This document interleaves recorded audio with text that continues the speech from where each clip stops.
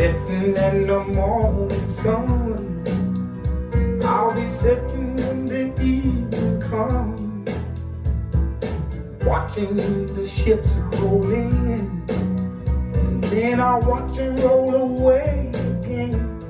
Yeah, I'm sitting on the dock of the bay, watching the tide roll away. Ooh, it's sitting on the dock of the bay. Hello, vinyl community, and welcome back to Mike's Vinyl Experience. Thank you so much for being with me here today, and just thank you so much to all of you who watched my music room tour that we did just 3 or 4 days ago. Thank you so much for watching and chiming in and commenting. Thank you so much for your kind words. It was a lot of fun doing that video, so thank you so much for doing that. As promised, we kind of talked a little bit about in that movie about the forthcoming review of Otis Redding, The Dock of the Bay. And I really wanted to get into that album today and just talk about that with you briefly. Nothing long, just a short little basic review of the Atlantic 75 Analogue Productions release of Otis Redding's Dock of the Bay. One of my favorite albums, but you know what's kind of interesting? The only version that I had of this album was on CD. And so I kind of, was really looking forward to this album and had really, really high hopes of a good quality sounding release.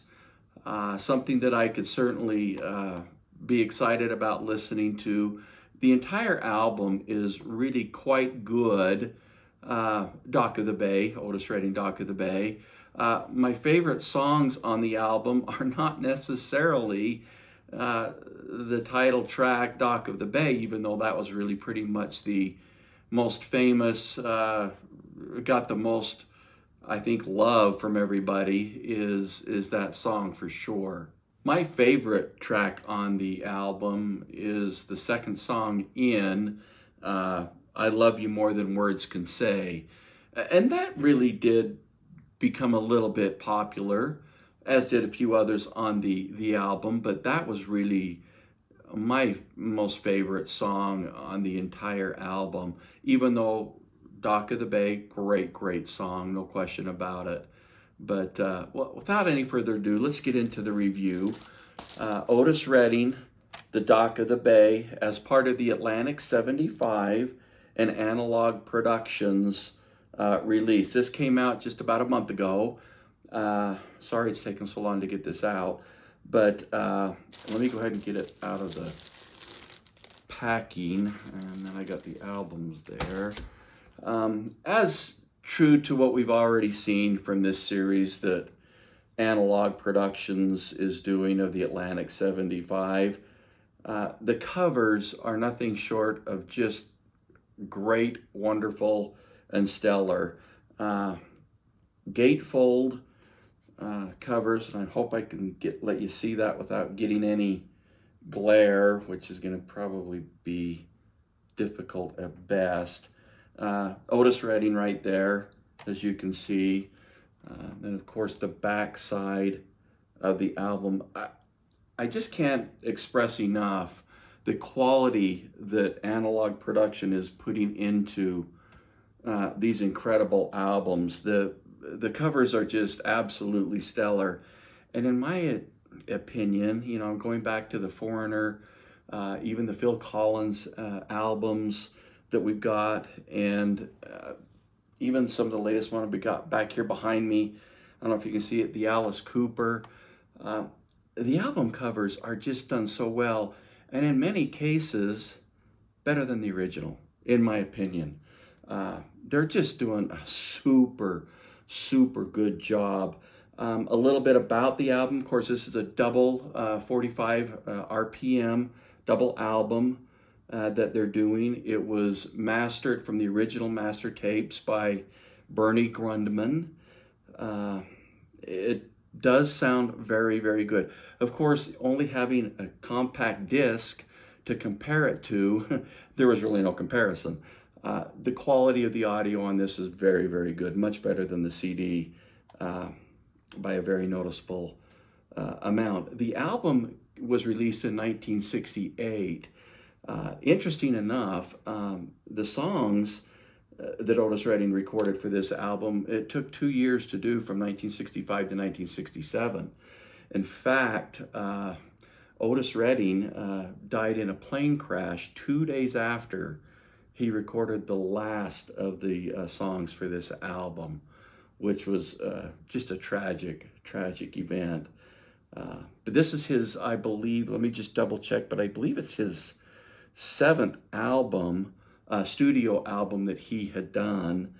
And what's really neat is Atlantic 75 and the Analogue Productions, they're doing, I think, 2 or 3 more Otis Redding albums, and I'm excited for those. I really like Otis Redding, kind of a Southern soul funk type of music. Really good stuff. The music is excellent. As indicated, I Love You More Than Words Can Say is kind of really where I focus my, I wouldn't call it a comparison, where I just focused, the sound quality from the CD onto the album, onto this album, and this is just excellent. All of the songs on this album, including Talk of the Bay, are just done very well. Quiet vinyl, very nice and quiet. So you're hearing wonderful, exciting the tracks. On side 2, Open the Door is really a neat song. I like that. That's a really fun album. Then over on side 3, I'm Coming Home. And then side 4, the entire track listing there, the 3 tracks.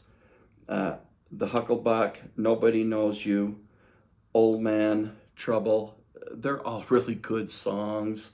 But, great sounding album. Certainly glad they did this. Now, and I'm just going to be, upfront and honest, because I know that's kind of one of the things that we like to talk about. These things are $60. That's not cheap for a record. So really, my analogy, and I kind of talked a little bit about this in a video, a few videos back, on my buying habits and how I purchase vinyl and how I'm kind of changing, and so I pretty much stuck to that with a couple, 3, maybe 5 exceptions. I do like this album, one of my favorite albums. Didn't have it on vinyl, just compact disc, so I really look forward to this and was willing to part with $60 to purchase it. Having said that, yes, I think $60 is an awful lot to be paying for these. However, when you consider the quality of the sound, which is really the most important thing that we're after, I believe, and then you really look at the quality of these covers, I mean, I just can't begin to tell you how impressed I am with the quality of the album. We're getting quality here, and that is really the important thing as well, next to sound quality. So value, I wish they weren't $60, but you know what? And another option is, and I may be doing this with some of the Atlantic 75 Analogue productions, some of the albums that I really don't want to spend $60 on, there's a few of them that I've slotted to maybe purchasing them on SACD as they come out from Analogue Productions, which I believe they are $35, which is, $25 savings. So I don't know. That's kind of what I'm thinking about, but glad I purchased it. A lot of money. Analogue Productions is doing a great job with these.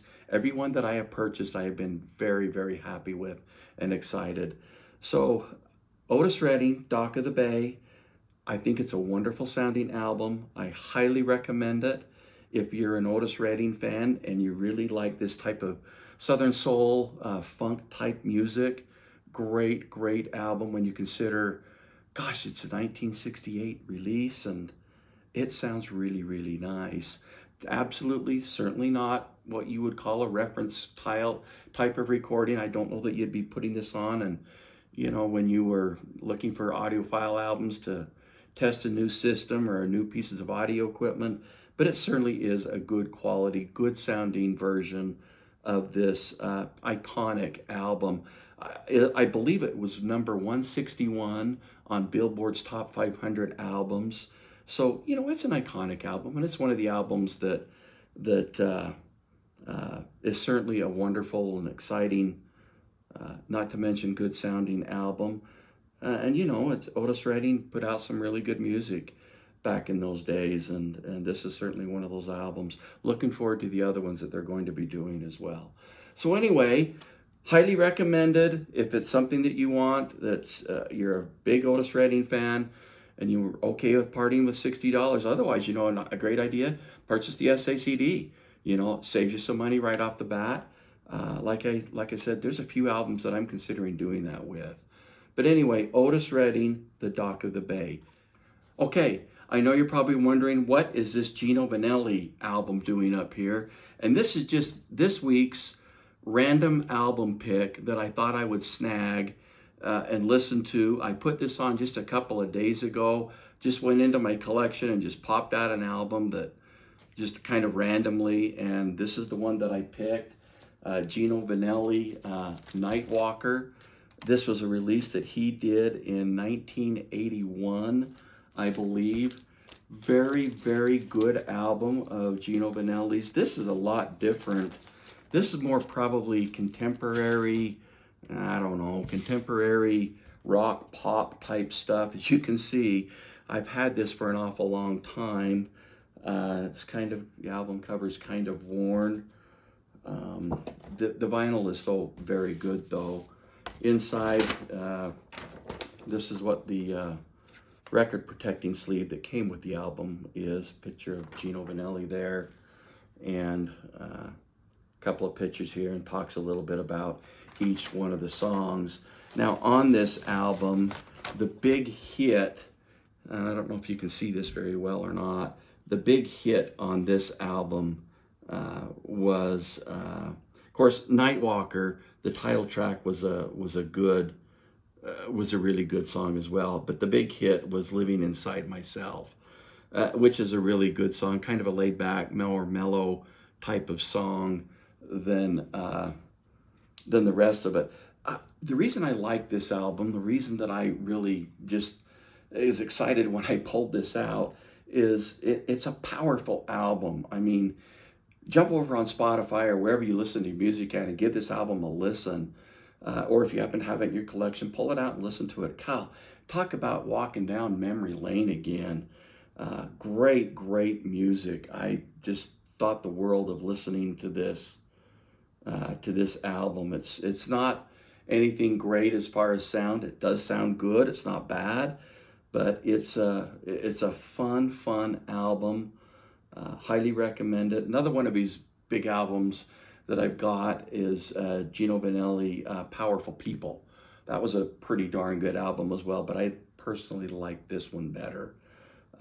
Nightwalker, probably my favorite Gino Vannelli album, and probably have 2 or 3 of them, of his albums, but this was a great album. Gino Vannelli, random poll album, Gino Vannelli, Nightwalker. Just a great sounding album. Thank you so much for tuning in today. I appreciate each of you so very much.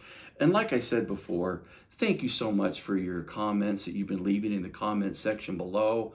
I appreciate that so much. It's so fun to talk back and forth a little bit. Let me know what you're thinking, some of the things that you see that you like, even some of the things that you don't like. I appreciate all of your comments, so thank you so much for doing that. Right, coming up quickly, we're going to do a review here of Alice Cooper, Welcome to My Nightmare. Also, I have the 3 new releases that just got released, I think, today from the Analogue Productions Atlantic 75 series. I've got all 3 of those coming. Crosby, Stills, and Nash. I'll be comparing that album to my classic recordings album that I have, and then I also got Matchbox 20, and then I believe Hootie and the Blowfish is the other one that's coming. I'm excited for those albums. Thank you so much for tuning in today. We'll be back with you right away soon. If you like what you see, please go ahead and subscribe. But as indicated, please leave your comments in the comments section below. Thank you all so very much for being with me here today. Have a great day.